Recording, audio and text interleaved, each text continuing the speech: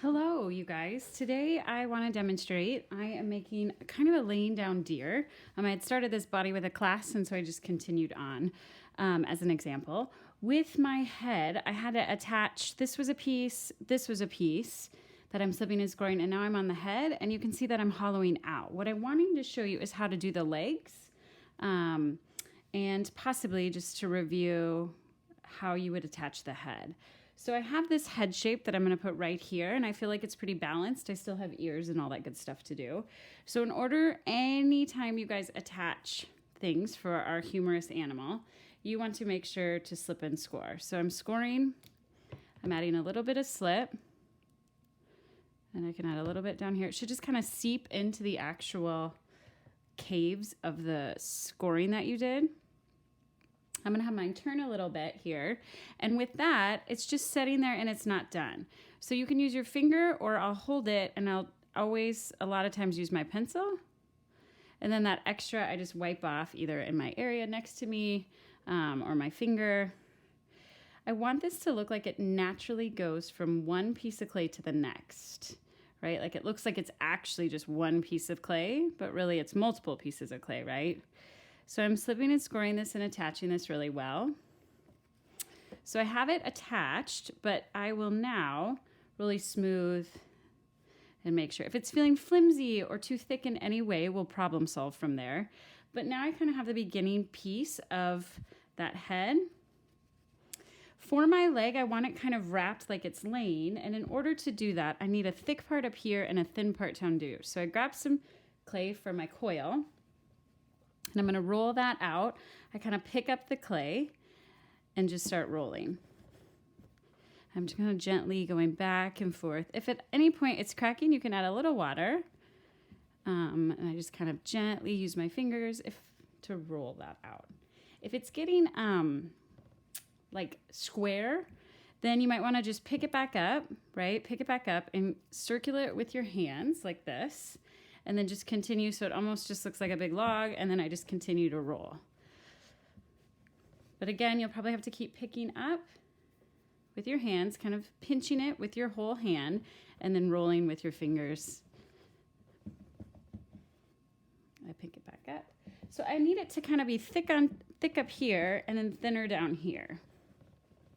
So that's what I'm working on right now. I could do that in parts, or I could do it separately, because I kind of want the thigh of the animal. So I'm just pushing on this side at this point because I want that. And then I want this a little bit bigger. Now I'm not sure. So I'm kind of laying it out here like, okay, I want this to go, like if this was bigger, then I'm going to want this to go. And again, I'm just going to kind of get this a little wet so I can gently, without cracking everything. And if your clay gets cracking, it's probably overworked, and I want it to kind of naturally fold in like it's sitting there. So you can see what I'm kind of doing. I'm playing around with the size and the proportion. Once I think I have it, I can take one of my cutting tools and take it off and cut it. And then again, I would look back on, well, that still looks a little awkward, right? Like I have a little bit too much here. So I go back, and am I going to cut that? I know this is going to be a little bit more thinned out and a little bit more curved like a hip.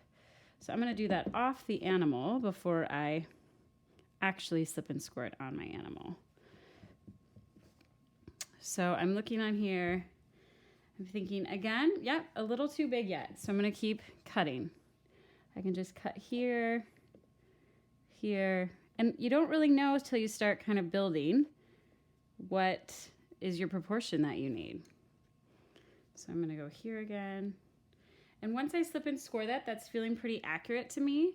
And so I think at this point, I could definitely feel like that's the right size to begin. So I'm just kind of getting this off. Now I haven't done the foot or anything, but this is my beginning piece. I'm going to just flatten this a little bit more. This would be my beginning leg. And then I would slip and score this.